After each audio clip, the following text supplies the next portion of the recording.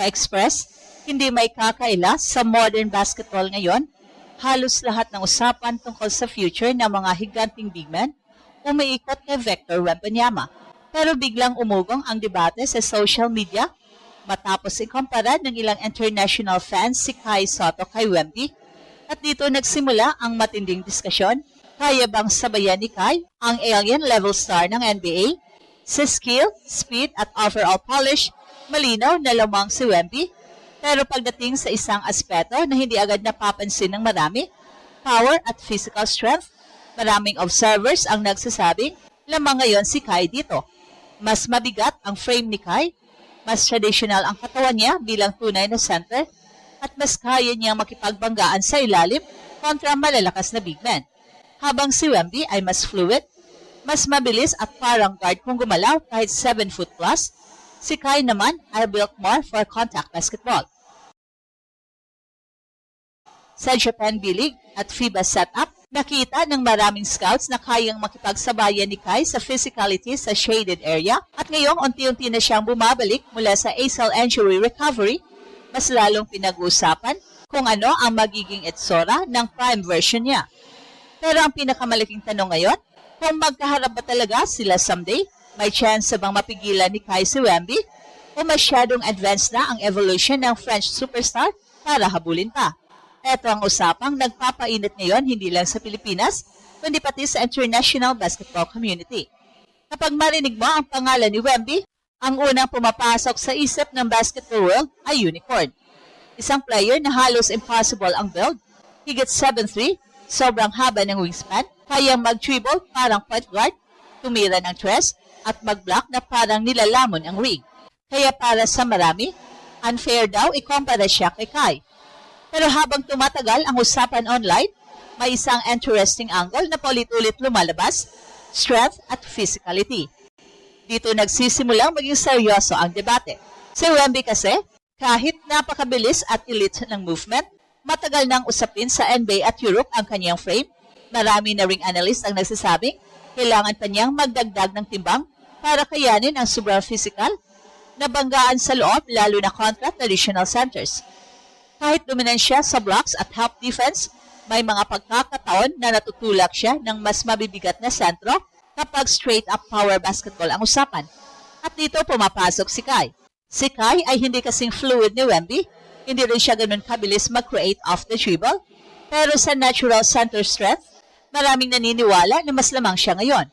Mas makapal ang kanyang lower body, mas sanay sa contact game at mas traditional ang galawan niya bilang anterior big. Sa gila setup pa lang noon, makikita mo na kung paano ginagamit si Kai bilang anchor sa paint. Hindi siya takot sa banggaan, marunong siyang gumamit ng katawan para magposisyon.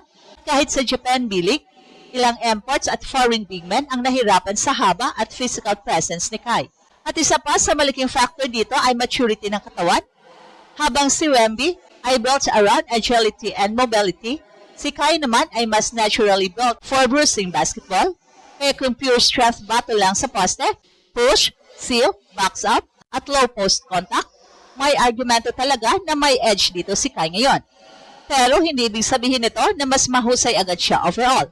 Well, sa totoo lang, ang pinakamalaking lamang ni Wemby ay versatility. Kaya niyang kontrolin ang laro kahit nasa perimeter. Kaya niyang mag-switch sa guards. Kaya niyang gumawa ng plays na bihirang makita sa 7-footer.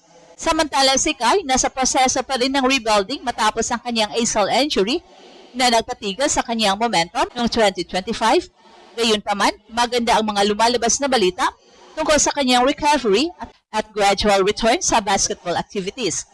At dito nagiging exciting ang lahat dahil kung maibalik ni Kai ang kanyang mobility habang napapanatili ang kanyang natural strength advantage, baka may laban nga siya sa ilang aspeto laban sa pinaka-pinag-usapang big man ng bagong henerasyon. Pero dito na ngayon pumapasok ang pinakadelikadong bahagi ng usapan, ang evolution ng modern basketball. Dahil habang maraming fans ang nakatingin sa lakas ni Kai sa ilalim, sa Wemby naman ay parang representasyon ng future ng NBA. Hindi lang siya matangkad, hindi lang siya shot blocker. Ang totoo, binabago niya mismo ang definition ng big man.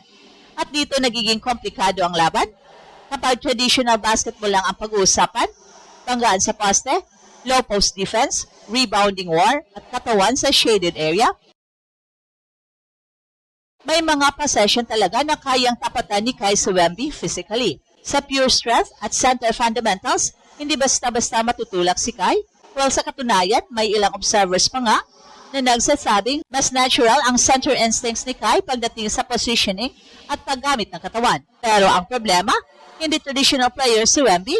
Parang chess piece na walang exact counter ang French superstar kapag masyadong dikit sa kanya sa ilalim. Kaya niyang mag-fade away at kapag binigyan ng space, kaya niyang bumitaw ng tres. Kapag sinubukang habulin ng slower centers, kaya niyang mag-drive na parang wing player. At kapag nagkamali ka ng isang hakbang defensively, kaya niyang gawing highlight agad ang buong possession. Kaya maraming analyst ang nagsasabing hindi sapat ang strength advantage lang para mapigilan si Wemby. Kailangan mo ng mobility, kailangan mo ng anticipation, kailangan mo ng conditioning at higit sa lahat, kailangan mo ng elite basketball IQ. So dito ngayon, sinusubukang habulin ni Kai ang next level ng kanilang development. Bago ang ACL injury niya noong 2025, marami nang nakakakita ng malaking improvement sa kanyang movement at confidence.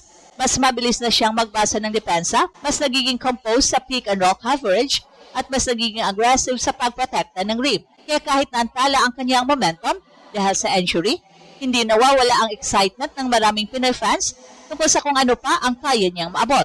At kung tutusin, hindi rin biro ang pinagdaanan ni Kai. Habang si Wemby ay dumaan sa elite NBA development system, si Kai naman ay halos buong career niya dala ang pressure ng buong bansang Pilipinas. Kada laro niya, parang may kasamang expectation na kailangan niyang maging next big thing ng Philippine basketball. Kada injury update niya, headline agad. Kada overseas move niya, sinusubaybayan ng mga fans. Kaya para sa maraming Pinoy, hindi lang basta comparison kay Wemby ang usapang ito. Simbolo ito ng tanong na hanggang saan kayang sumabay ng isang homegrown Pinoy big man laban sa bagong monster ng global basketball. At kahit sabihin pang lamang si Wemby overall ngayon, may isang bagay na hindi basta nawawala kay Kai, ang willingness niya na lumaban sa physical battle. Hindi siya umatras sa contact, hindi siya natatakot mabangga ng mas explosive players. At yun ang dahilan kung bakit marami pa rin naniniwala na kapag fully healthy si Kai, kaya niyang mag-surprise sa international stage. Dahil minsan sa basketball, hindi lang talent ang laban. Minsan, ang tunay na tanong ay, sino ang handang makipagdigma sa loob? At sa aspect na yon, maraming fans ang naniniwala. May kakaibang tapang at tibay si Kai na hindi agad makikita sa stat sheets. Kaya ngayon, habang hinihintay ng basketball world ang full return ni Kai, lalo namang umiinit ang hypothetical matchup na ito laban kay Victor Wembanyama. At ito ang Express Info kung saan bawat kwento ginulat ang mundo. Don't forget to like and subscribe.